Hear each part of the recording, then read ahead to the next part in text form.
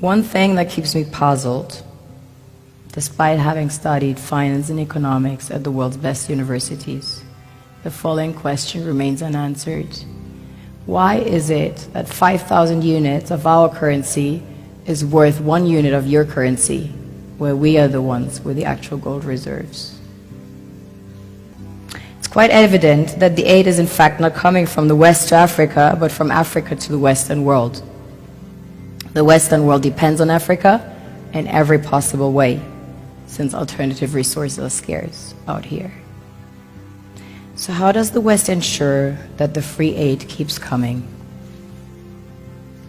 By systematically destabilizing the wealthiest African nations and their systems, and all that backed by huge PR campaigns, leaving the entire world under the impression that Africa is poor and dying and merely surviving on the mercy of the West.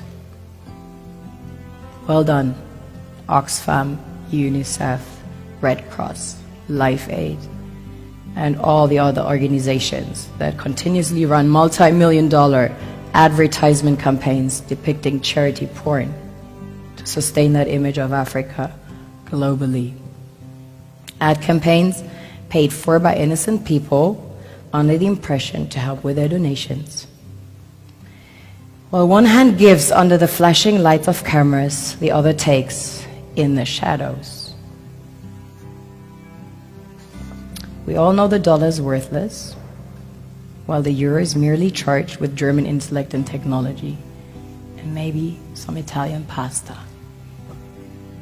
How can one expect donations from nations that have so little? It's super sweet of you to come with your colored paper in exchange for our gold and diamonds.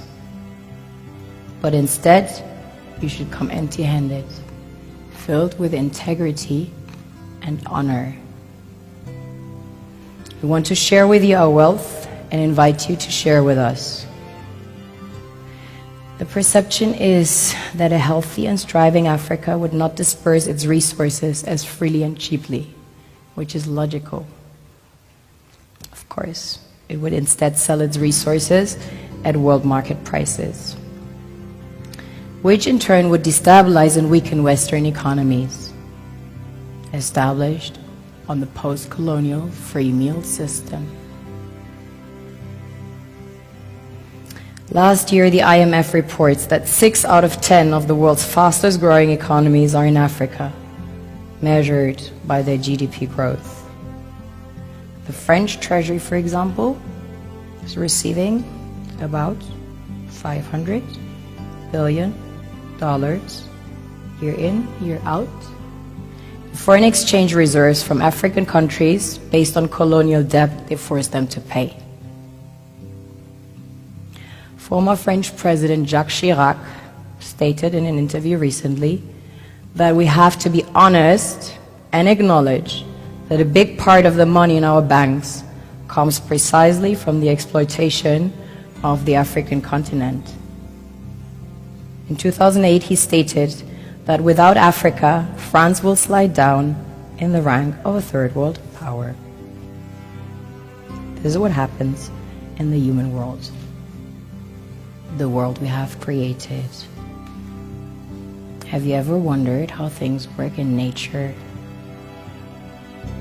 One would assume that in evolution the fittest survives.